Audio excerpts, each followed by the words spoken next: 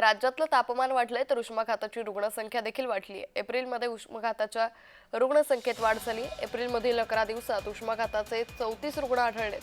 बुलढाणा, गडचिरोली, नागपूर आणि परभणीत हे सर्वाधिक रुग्ण आहेत। उकाड्याला सुरुवात झाली असून तापमानात सातत्यानं वाढ होते।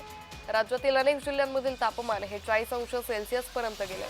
वाढत्या तापमानामुळे एप्रिलमधील 11 दिवसात उष्माघाताचे 34 रुग्ण सापडलेत। मार्चच्या तुलनेत हे प्रमाण जास्त आहे। मार्चमध्ये उष्माघाताच्या 30 रुग्णांची नोंद झाली होती।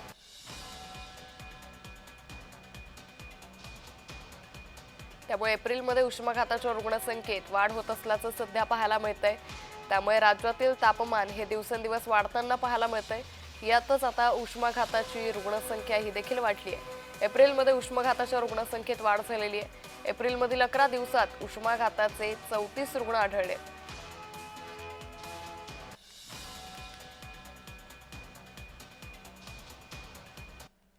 तर या संदर्भात अधिक माहिती घेऊयात आमचे प्रतिनिधी तेजस यांच्याकडून। तेजस, राज्यातलं तापमान वाढलंय, यातच उष्माघाताची रुग्णसंख्या वाढली आहे। प्रशासनाकडून कशा पद्धतीने खबरदारी घेतली जाते?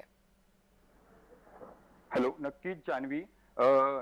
महाराष्ट्रात जसं जसं तापमान वाढत आहे, त्यात विदर्भात सुद्धा जसं एप्रिल महिना संपत आहे तसं तापमान सुद्धा वाढत आहे। एकंदरीत जर बघितलं असेल, नागपूरचे तापमान मागील 2 दिवसात आणखी तापायला सुरुवात झाली आहे। संपूर्ण विदर्भात जर बघितलं असेल तर गोंदिया असेल, त्यासोबत गडचिरोली असेल, भंडारा असेल, या ठिकाणी सुद्धा तापमान वाढत आहे आणि उष्माघाताचे बळी सुद्धा एकंदरीतच होत आहे। एकंदरीत जर बघितलं असेल तर काल नागपूरमध्ये जर बघितलं असेल तर 3 उष्माघाताचे बळी झाल्याची माहिती समोर आली आहे। त्यासोबत जर बघितलं असेल तर आज हवामान खात्याने नागपूर जिल्ह्यातील ग्रामीण भागात किंवा गोंदियामध्ये काही भागात हवामान खात्याने अंदाज व्यक्त केला आहे की इथे पाऊस येऊ शकतो, अशा प्रकारची सुद्धा शक्यता वर्तवली आहे। एकंदरीत जर बघितलं असेल तर असाच उष्ण तापमान पडत राहील तर याच्या कुठेतरी नुकसान एका अर्थाने नागरिकांना होणार आहे। त्यामुळे सतर्कतेचा इशारा सुद्धा हवामान खात्याने व्यक्त केला। एकंदरीत जर बघितलं असेल तर आजच्या तापमान जर बघितलं असेल तर सकाळपासून कुठेतरी ऊन तापायला सुरुवात झालेली आहे। कधी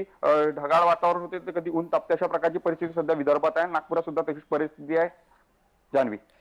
निश्चित तेजस, ज्या पद्धतीने आपण उल्लेख केला की आता मराठवाड्यामध्ये पावसाचा इशारा देखील देण्यात आलाय। एकीकडे उन्हाची तीव्रता वाढतीये, दुसरीकडे पावसाचा इशारा देण्यात आलाय। आरोग्य प्रशासनासमोर हे किती मोठं आव्हान आहे?